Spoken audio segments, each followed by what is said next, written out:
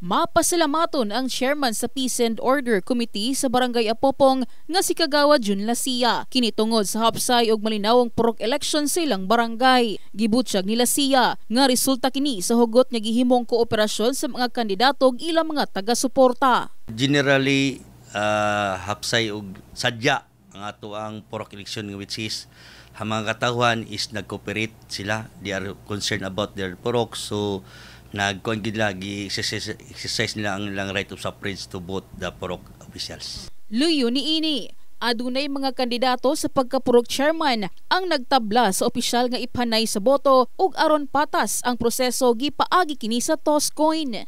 Ang kandidatong sila Nelly Tapel, isip incumbent purok chairperson ug Jaime Pendihito Jr. isip challenger sa purok 6 Santo Niño, Barangay Apopong ang nagtabla sa botong 148 sa gihimong toss coin. Daog ang incumbent nga si Nelly Tapel.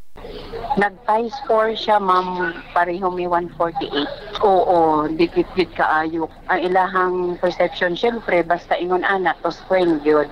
Kaya maumagin na sa balaod. So, ang ako alang di yun, di ampo anak, nga kung kinsa may mo daog, kung unsa man ako ang nahimo sa purok, ipadayon. Adunay, ang tie score, which is purok 6 News Santo Niño. Chairman Tapil o ang purok chairman nga dagan si Mulong Pendihito. So ang system sama sa to ang nambalan nga i-toss coins na to sila. So rest of 3 kung kisay makaunag duha nga kuan nila is mo na to yung ma-proclaim na to o nga mo'y madaog. Not only po da kuan purok 6 Santo Niño, ang naipoy vice president which is sa purok 2 Santo Niño o purok 4 Santo Niño, ang ilang mga vice is tie. Luyo pa man nga nahimong dikit ang laban tali sa duha ka kandidato, kinasing-kasing usab nga gidawat sa challenger ang iyang kapildihan. Gagig tos kwen, pildes tos kwen di. Okay lang gyapon, dawat-dawat. Wala koy masulti.